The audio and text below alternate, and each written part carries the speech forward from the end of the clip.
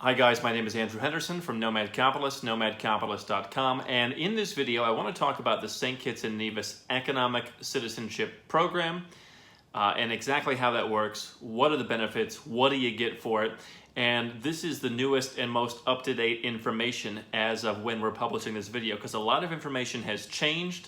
There have been a number of changes in this program, so I want to go over those updates with you.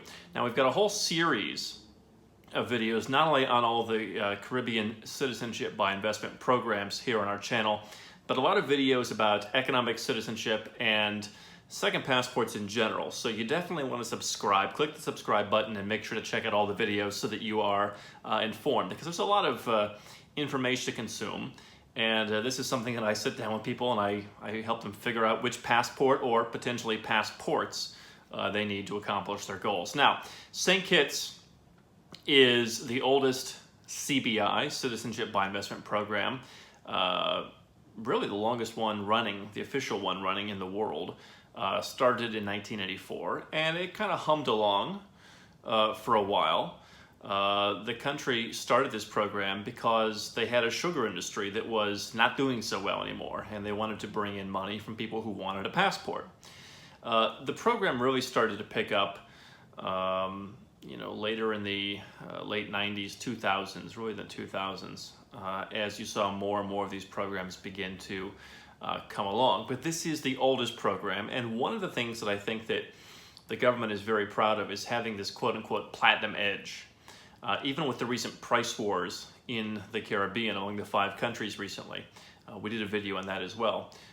St. Kitts really wanted to make sure always that even when they were doing a discount, that they weren't discounting themselves too much, because they wanted to maintain that heritage distinction. So the new rules in St. Kitts and Nevis allow for 2 ways to obtain citizenship. The 2 standard routes, nothing too exciting.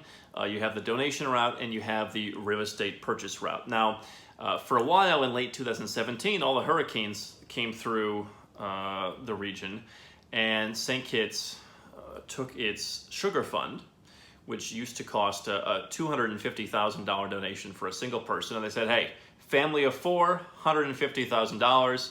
It was a big discount, and so not only did you save a bunch of money, but you got to bring your whole family.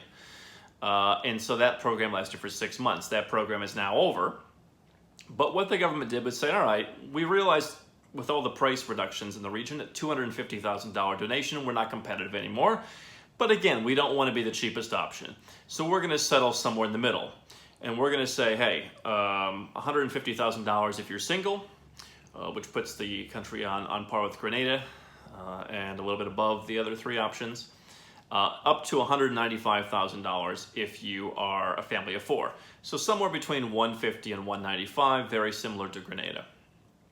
The other option on the real estate side, they've kept it at $400,000.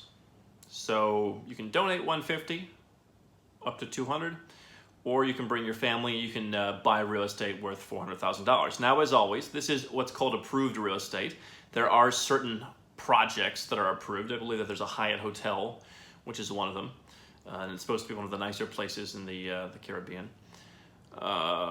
You can buy a timeshare, you can buy different properties. Now, I interviewed Neil Strauss a number of years ago, shortly after I started Nomad Capitalist. Neil Strauss wrote the book Emergency, and he walked readers of the book through the process of him obtaining this citizenship. The whole book was about the stuff that we talk about, and he said he actually was lucky. You can read the book for all the details, but he said, I was really surprised at the poor quality of real estate that I got. He said, it just, this approved real estate is just not a great deal. I mean, for 400 grand, I didn't get something so nice. Prices in the Caribbean aren't that cheap to begin with, but this is a level above that because you're buying it for the passport. So with the $400,000 real estate option, there's also, I believe, a $75,000 government fee. So that's a sunk cost. So really you're saving yourself between $75,000 and $120,000 if you do the real estate, and then you can sell that real estate after 5 years. Unless the developer has a buyback option, you can sell it to the next person, but the real estate really isn't worth what you paid for it in the free market. So you're reliant on other CBI buyers or the developer having a program when you come in. So, you know, if recouping your full investment is the issue, you might want to be careful with that.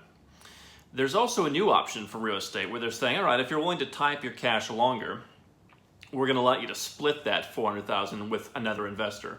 So obviously, if you come to somebody like myself in my contacts who do this stuff with other people, you can get hooked up with somebody and you can invest half, $200,000. The kicker is you have to hold that investment for 7 years. So 5 years versus 7, but you get to cut your investment in half if that is of interest to you. And I think that I haven't seen all the details, but what's probably going to happen is you're probably going to share something, because I think that at $400,000 you weren't even getting the most amazing real estate to begin with. Some of the stuff was just a timeshare even. It wasn't even your full property. So those are the two options for St. Kitts and Nevis. If you're looking for the oldest running program that has heritage, this is a good program to go to. Now, some people like to make the argument that, hey, immigration officials around the world have had 3.5 decades to figure out that if you're showing up with this passport, they probably know that you're an economic citizen. My take on that is a lot of countries don't particularly care.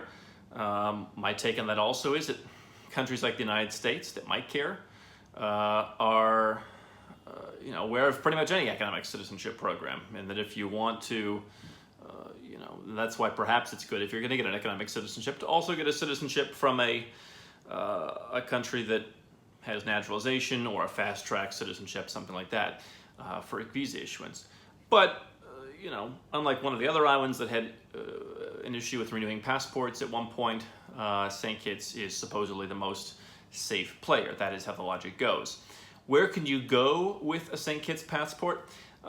It's relatively standard Caribbean CBI fare. I mean, out of these 5 passports, none of them have huge differences. I mean, none of them get you into the United States visa-free, for example, or Australia, or Canada even anymore.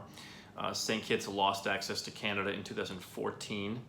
What St. Kitts and Nevis does offer, it's one of 2 of the countries in the Caribbean that now offers visa-free access to Russia. That started very recently. So if going to Russia is a concern, it's either St. Kitts or Grenada for you. What I think is very interesting about St. Kitts is that, like some of the other programs, it has all of Central America, pretty much all of South America, except for Paraguay. So you've got actually a benefit on the other programs if the Americas are where you want to be.